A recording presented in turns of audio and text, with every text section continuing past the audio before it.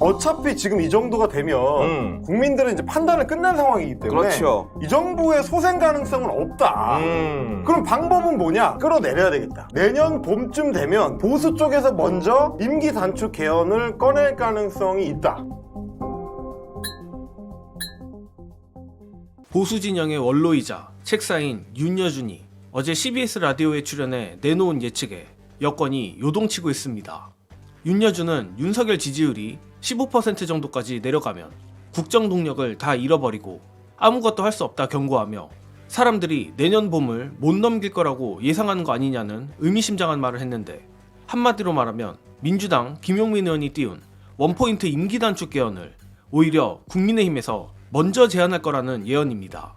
물론 현재 국민의힘의 꼬라지를 보면 이게 무슨 소리지 싶지만 내막을 자세히 살펴보면 놀랍게도 이는 상당히 실현 가능성이 높은데, 관련해서 윤여준의 국힘발 임기 단축 개헌이 신빙성 있는 이유 보시고 오겠습니다. 어차피 지금 이 정도가 되면 국민들은 이제 판단을 끝낸 상황이기 때문에 그렇죠. 이 정부의 소생 가능성은 없다.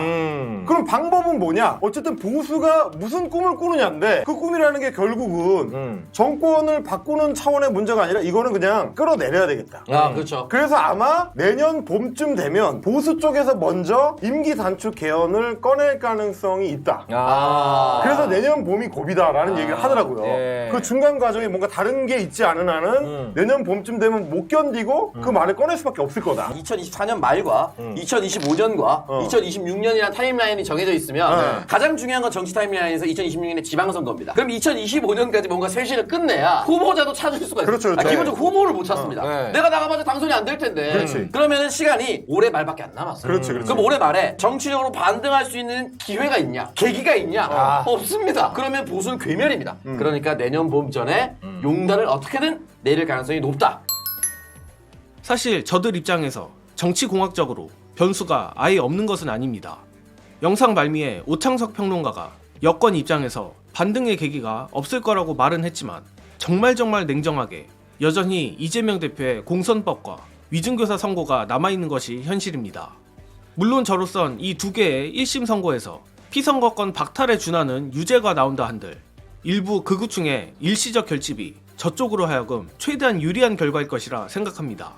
게다가 친윤을 넘은 극윤 여론조사 불공정에서마저 국민의 과반이 민주당의 장외 집회에 대해 이재명 대표의 방탄이 아니라고 답한 것만 봐도 그렇습니다. 그러나 어찌됐든 개헌이라는 것이 여권의 이탈이 꼭 필요한 것 역시 사실이기에 저들의 입장을 고려해야 합니다. 즉 쉽게 말해 만에 하나 이재명 대표가 유죄가 나오더라도 그것이 국면 전환이 될 수 없다는 것을 국민의힘이 깨달을 시간이 필요하다는 것입니다. 고로 저는 국민의힘의 마지막 희망 고문마저 끝나는 시기가 빠르면 12월 말, 늦어도 내년 2월이 아닐까 예상합니다. 아무튼 결론은 시기가 언제가 됐든 윤여준의 예측처럼 국민의힘으로서도 임기단축 개헌은 불가피할 거란 것인데, 재밌는 건 국힘발 임기단축 개헌안에 있어 장애물은 의외로 이재명 대표가 아니란 것입니다.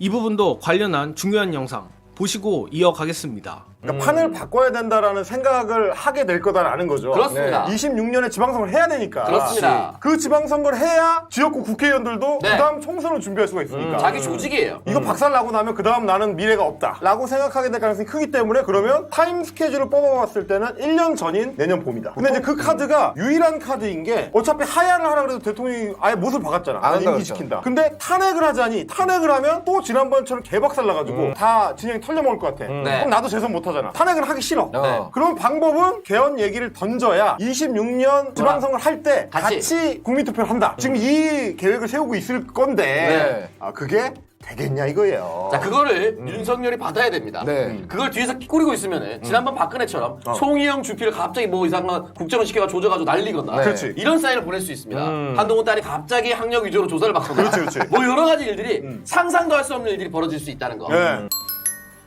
사실 제 생각에 가장 이상적인 시나리오가 이것입니다.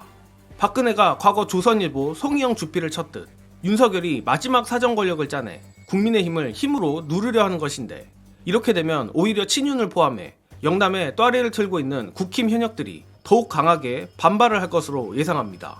특히 TK처럼 국민의힘 타이틀만 달면 당선되는 곳에서조차 지방선거가 중요한 이유는 지방선거를 통해 이른바 자신을 백업할 수 있는 기초의원들을 많이 당선시켜야 다음 총선 경선에서도 유리하기 때문입니다.